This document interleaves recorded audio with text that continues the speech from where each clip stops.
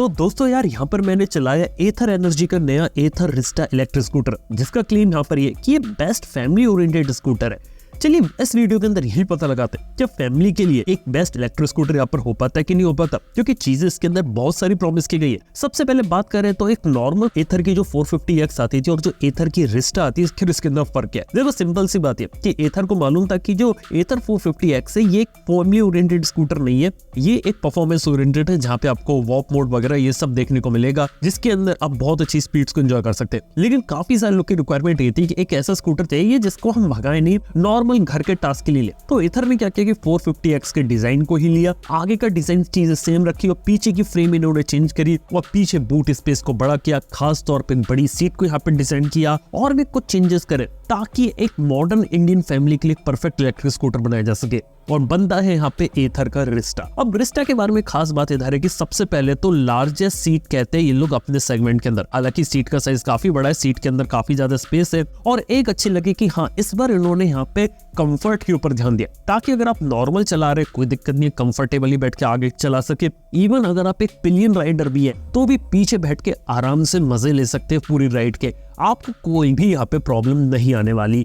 ये एक चीज पे तो सबसे पहले फोकस किया इन्होंने।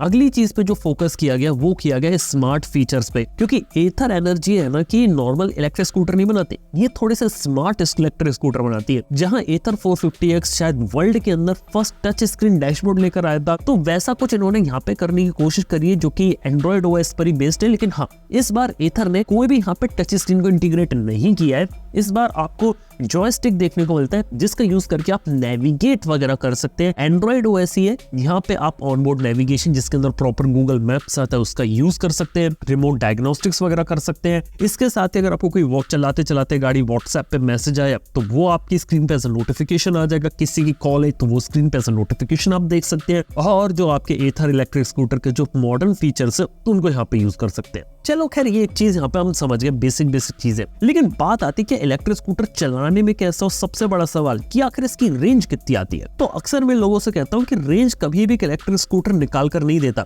आपको उससे रेंज निकालनी पड़ती है। जो क्लेम रेंज है ना आईडीसी की, जो रिस्टा का जो बेस मॉडल है 2.9 किलोवाट आवर बैटरी के साथ, वहाँ पे 123 किलोमीटर है। लेकिन जो रियलिस्टिक ट्रू रेंज आप एक्सपेक्ट कर सकते हैं ना, वो स्मार्ट इको मोड के अंदर 100 किलोमीटर ली जा सकती है। अब हमने इसे पूरा तरीके से टेस्ट नहीं किया, लेकिन 100 किलोमीटर तो आप इसके अंदर ले सकते हैं। लेकिन मेरे हिसाब से 90 किलोमीटर तक ये चीज अचीवेबल है, क्योंकि एथर के बारे में खास बात है कि जो स्क्रीन पे आपको डैशबोर्ड पे दिखाता है कि आपको कितनी रेंज मिलेगी, वही रेंज आपको रियलिस्टिक मिलती है। और ये चीज बहुत ही कम इलेक्ट्रिक स्कूटर कर पाते हैं। एथर को एक्सपीरियंस इतने सालों का, इसीलिए आपको एक्यूरेट रेंज प्रेडिक्शन दे पाता है। इसलिए जो रिस्टा है वो भी 90 to 100 किलोमीटर एक्सपेक्ट कर सकते हैं। जो रिस्टा जी आता है जिसके अंदर बेसिकली उन्होंने स्मार्ट फीचर्स को थोड़ा इंटीग्रेट किया है, उसके अंदर भी सेम बैटरी पैक है 2.9 किलोवाट आवर का, तो वहां पर भी। लेकिन जो रिस्टा जी आता है इनका top of the line model, जिसकी कीमत ऑलमोस्ट 1,45,000 तक जाती है, वहां पे स्मार्ट इको मोड के अंदर 125 किलोमीटर की रेंज प्रोड्यूस कर सकता है वो,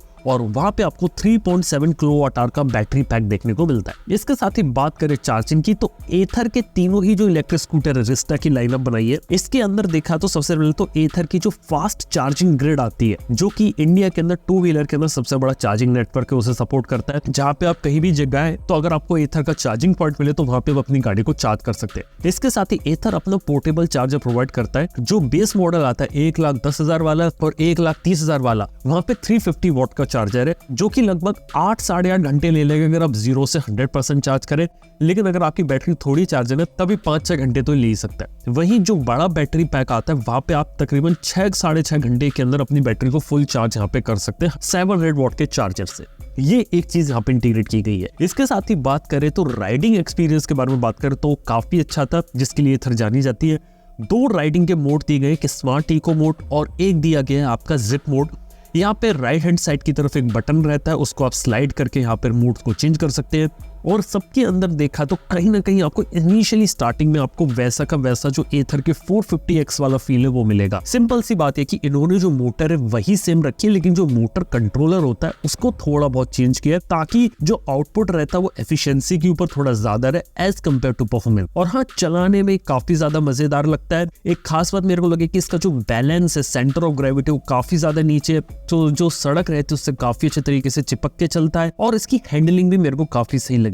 बस एक चीज ये लगी कि अगर आपकी हाइट 6 फीट के ऊपर है तो शायद चलाते वक्त या टर्न लेते वक्त आपके जो पैर है वो उसके हैंडल से कहीं ना कहीं टच हो सकते हैं, तो वो एक चीज का ध्यान रखना है। तो डेफिनेटली जो ज्यादा लंबे लोग हैं ना उसके लिए जो स्कूटर वो नहीं बनाया गया है, ये मैं बोल सकता हूँ। लेकिन अगर आपकी एक एवरेज हाइट है तो आप एक कंफर्टेबल तरीके से इसके अंदर राइडिंग एक्सपीरियंस ले सकते हैं। अगली चीज बता देना चाहूंगा इसके ब्रेकिंग सिस्टम के बारे में। आगे की तरफ सिंगल डिस्क ब्रेक है, पीछे की तरफ एक ड्रम ब्रेक देखने को मिलता है। तो मेरे को लगा यार पीछे भी ड्रम ब्रेक की जगह डिस्क ब्रेक देते तो ब्रेकिंग और अच्छी हो सकती थी, लेकिन मैंने एक ऑप्शन नोटिस किया कि यहाँ पे ब्रेक्स की शायद यहाँ पे अगर आप यूज कर रहे थे तो शायद लगाने की जरूरत ना पड़े, क्योंकि यहाँ पे आपको रीजनरेटिव ब्रेकिंग देखने को मिलता है और उसका भी एक एडवांस लेवल इन्होंने क्रिएट किया है जो कि है मैजिक ट्विस्ट। मैजिक ट्विस्ट के अंदर क्या रहता है कि अगर अपने थ्रॉटल को अगर आगे करते हैं तो डेफिनेटली गाड़ी जो रहता है बिल्कुल ब्रेक लगाती है, और जो दूसरे इंप्लीमेंटेशन होते हैं रीजन के उससे क्यों बेटर है ये। सबसे पहले तो यहाँ पर आपको 100% बैटरी के साथ भी रीजनरेटिव ब्रेकिंग देखने को मिलती है,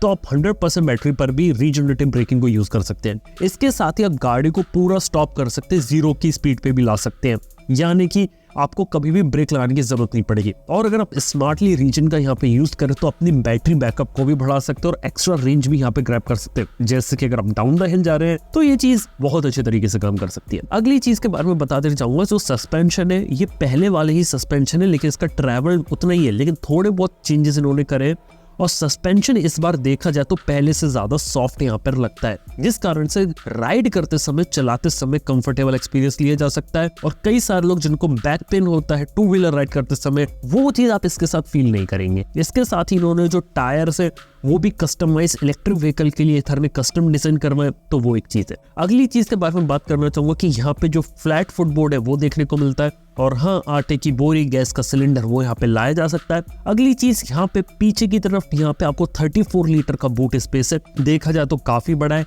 एक फुल फ्लेसिंग हेलमेट आ जाता है। एक छोटी चीज यहाँ पर ये लगी कि यहाँ पर आपको बीच में एक हम्प देखने को मिलता है, जो ऑब्वियसली टायर के लिए यहाँ पे इन्होंने यहाँ पे डिजाइन किया है। अगर फ्लैट होता तो यार मेरे को और अच्छा लगता है यहाँ पे, क्योंकि उससे कहीं ना कहीं यहाँ पर जो रहता है ना आपका जो बूट स्पेस हो थोड़ा सा कॉम्प्रोमाइज लगता है। अगली चीज बता देना चाहूंगा कि जो तीनों ही जो इलेक्ट्रिक स्कूटर रिस्टा की सीरीज में सबके अंदर आपको 4G LTE सिम देखने को मिलती है, लेकिन जो बेस मॉडल रहता है ना वहाँ पे कनेक्टेड फीचर्स कुछ डाले उन्होंने, लेकिन बेसिकली उन्होंने अपना जो डीप व्यू डिस्प्ले रहता है जिसके अंदर आपको एक LED LCD वाला जो पैनल रहता है वो आपको देखने को मिलता है, जबकि जो टच स्क्रीन वाला जबकि जो अपर मॉडल है जिसमें आपको TFT डिस्प्ले वो टोटली AOSP एंड्रॉइड के ऊपर ही चलते हैं। यहाँ पे स्नैपड्रैगन 212 नाम का प्रोसेसर आपको देखने को मिलता है। उसके अंदर देखा तो बेसिक जो काम रहते हैं ना वो यहाँ पे कर सकते हैं, और जॉयस्टिक का यूज करके यहाँ पे आपको करना पड़ेगा।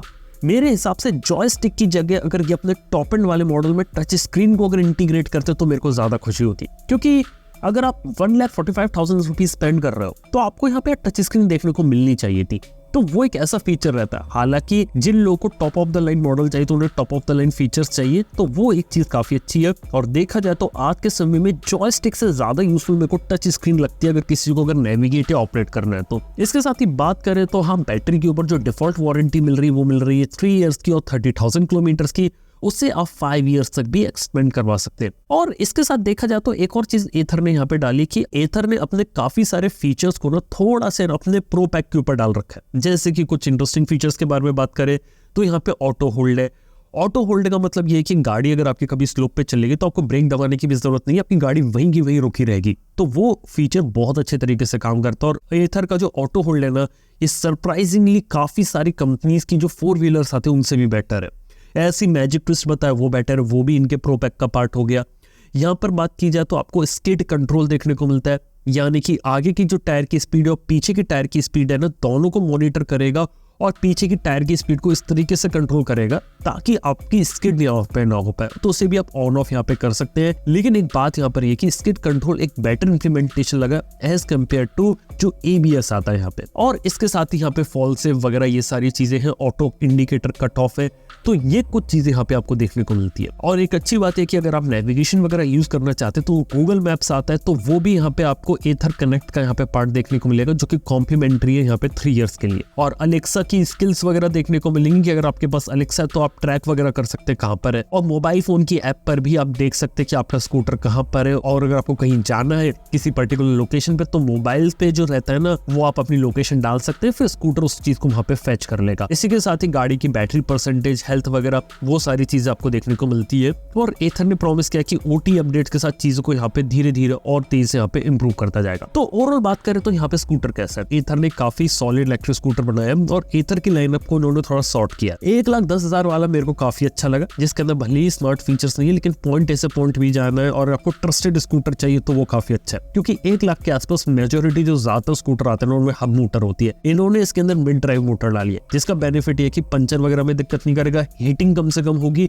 परफॉर्मेंस भी अच्छी मिलेगी, रेंज भी अच्छी मिलेगी और बेटर चीजें। और ये मिड ड्राइव मोटर होती है महंगी, तो वो एक यहाँ पे एडेड एडवांटेज है। अगली चीज जो बेटर मेरे को लगी वो थी इसकी प्लास्टिक वगैरह की क्वालिटी, जो मेरे को कंपैरेटिवली काफी अच्छी लगी, और बिल्ड भी काफी सही है, कोई ऐसे पैनल गैप्स वगैरह से ऑब्जर्व नहीं किए गए। बैक के पीछे उन्होंने यहाँ पे जो बैकरेस्ट एज एन एक्सेसरी वगैरह जो चीज इंट्रोड्यूस करी वो काफी अच्छी है, और पीछे के जो हैंडल बार्स है वो भी काफी सही है। इसके साथ ही लोग की रिक्वायरमेंट थी एक अच्छे रेंज की, तो वो चीज यहाँ पे लोग डिलीवर कर रहे हैं। बस बात ये लगती है कि इनके सारे फीचर्स के साथ और प्रो पैक के साथ चीजें बहुत महंगी हो जाती है। अगर आपको इसका टॉप एंड मॉडल खरीदना वो है 1,45,000 का, और वहां पे प्रो पैक एक्स्ट्रा, तो वो बहुत ज्यादा महंगा, बहुत ज्यादा प्रीमियम लगता है। मेरे को क्या लगता है कि शुरुआती कुछ समय के लिए इन्हें अपना प्रो पैक अपनी इंक्लूडिंग प्राइसिंग के अंदर ही कर देना चाहिए, जिस कारण से सारे फीचर्स का लोग एक्सपीरियंस कर पाए एटलीस्ट 1 साल 2 साल 3 साल के लिए, और उसके बाद धीरे धीरे उसको चार्ज करना शुरू करें, और वो भी नॉमिनल सब्सक्रिप्शन पे। तब जाके चीजें लोग समझ पाएंगे और प्रो पैक को यहाँ पे यूज कर पाएंगे। एल्स 1,45,000 थोड़ा सा एक्सपेंसिव लगता है, क्योंकि फीचर्स भी देखा है तो उसमें उस लेवल के नहीं है, लेकिन जो बेस मॉडल आता है ना वो मेरे को यहाँ पे काफी अच्छा लगा। और ऊपर से बात की जाए तो एक सिंपल राइडिंग एक्सपीरियंस चाहिए, आराम से इसे यूज करना चाहते हो तो उसके लिए यहाँ पे एथर ने काफी अच्छा इलेक्ट्रिक स्कूटर यहाँ पे डेवलप किया। तो ओवरऑल बात करें तो चीजें काफी अच्छी लगी, फीचर्स भी उन्होंने ठीक ठाक डाले हैं, और मेरा एक प्रेडिक्शन है कि एथर की जब ये रिस्टेस इलेक्ट्रिक स्कूटर आएगा ना इसकी सेल्स बहुत जबरदस्त होने वाली है। काफी सारे लोग हैं जो इसको लेना पसंद करेंगे, खास तौर पे कंफर्ट के लिए या जो रिलायबल प्रोडक्ट होता है उसके लिए। वो जो चीज आदमी चाहेगा जिसको चलाने में आदमी को कंफर्टेबल लगे, बैलेंस उसका अच्छे तरीके से रहे, घर में हर कोई इसे चला ले, फीमेल्स भी चला ले, बड़े बुजुर्ग भी चला ले, हर कोई चला ले, उनके लिए एक काफी सुटेबल प्रोडक्ट हो सकता है, और एक इंडियन हाउस होल्ड के लिए फैमिली ओरिएंटेड इलेक्ट्रिक स्कूटर यहाँ पे बनाया है। तो दोस्तों यार ये कुछ चीजें यहाँ पे देखने को मिली। हमने अपने रिव्यू में सारी चीजों के बारे में बात करी कि मेरा एक्सपीरियंस यहाँ पे कैसा था, और बाकी अगर आपको कुछ और भी चीज हो तो आप नीचे कमेंट में बता सकते हैं। थैंक यू बने रहने के लिए यहाँ पे। मैं आपसे मिलता हूं नेक्स्ट वन के अंदर। Good bye.